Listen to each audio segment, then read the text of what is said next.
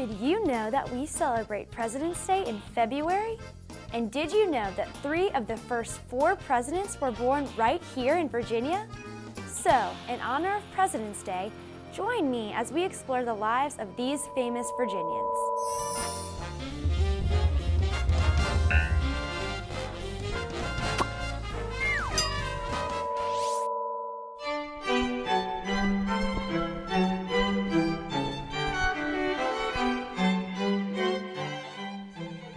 America wouldn't be the same without the ideas and influence of Virginians. Virginians are people who live here in Virginia. Why did Virginia play a key role in the forming of our nation? Part of the reason was the influence of 3 men, all born in Virginia and all becoming a president of the United States. These men were George Washington, Thomas Jefferson, and James Madison. Let's first take a look at George Washington. He's called the father of our country. Why do you think he's called that?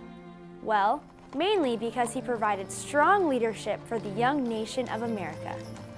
He became the very first president of the United States. He was a role model of leadership for future presidents. Washington was born in 1732 to a Virginia planter family. He learned the morals and manners of a Virginia gentleman.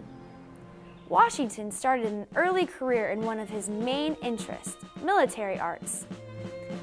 At a key point in his career, under his command, his troops forced the surrender of the British at Yorktown in 1781.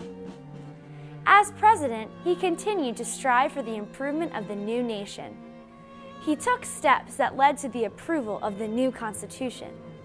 The Constitution is a plan for government.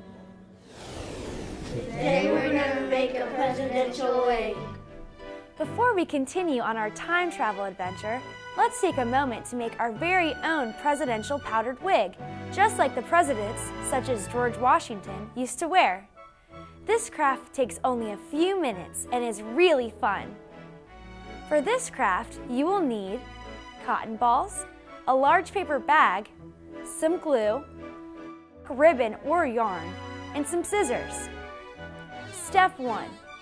Cut a large paper bag in the shape of a wig. This is the pattern you should cut out. The closed end of the paper bag will fit on the top of your head. Step 2. Spread glue over the paper bag and glue whole cotton balls to the paper. Completely cover the paper with cotton balls. Try not to make too much of a mess here.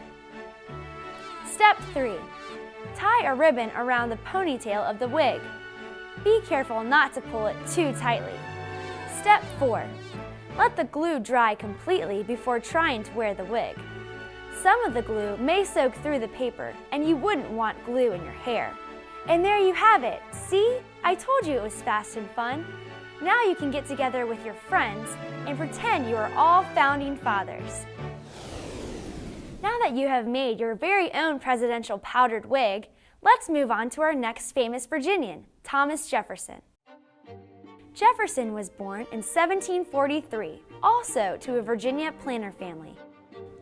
As a member of the Continental Congress, he drafted the Declaration of Independence at age 33. Also while in Congress, he passed the famous bill allowing religious freedom in 1786. When George Washington became president, Thomas Jefferson served as Washington's Secretary of State. In 1796, Jefferson almost became president. Through a strange flaw in the voting procedures, he became vice president of his opponent. 5 years later, he did become the 3rd president and did many things to improve America. One important opportunity Jefferson had was to purchase a vast section of land from France in 1803. This was called the Louisiana Purchase. This land extended from the Mississippi River to the Rocky Mountains and from Canada to the Gulf of Mexico. After 2 terms as president, Jefferson retired to his home at Monticello in Virginia and worked on his designs for the University of Virginia. Finally, let's take a look at the life of the father of the Constitution, James Madison. Madison was born in 1751 in Virginia. He studied history and government. He served in the Continental Congress, which led to him becoming one of the main contributors to the Constitution. He also helped to organize and write the Bill of Rights. The Bill of Rights is a list of rights and freedoms for American citizens. He served as the Secretary of State during Thomas Jefferson's presidency. In 1808, Madison was elected the fourth president. During his first year as president, U.S. cargo ships were being seized by groups from Britain and France. So, the United States stopped trading goods with both of these countries in the hopes that the thievery would stop. When this did not work, Madison tried making further agreements with Britain and France. When nothing changed and American ships were still being taken, Madison was forced to ask Congress to declare war against the British on June 1, 1812. This led to the War of 1812.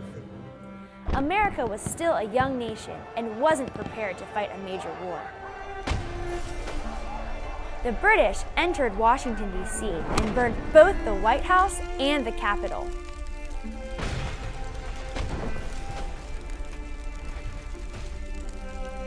Still, the Americans won many naval and military victories during the War of 1812.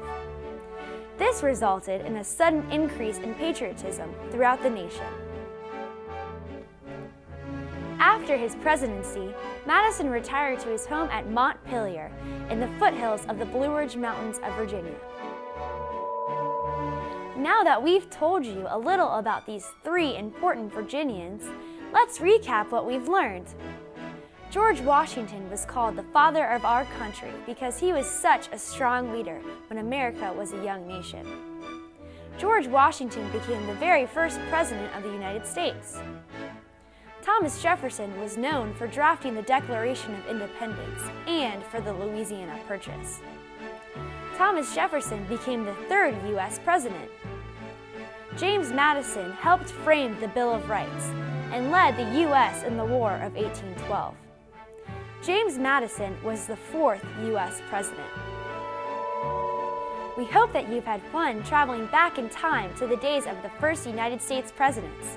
Tune in next time as we search out other times, places, and people throughout history. See you then!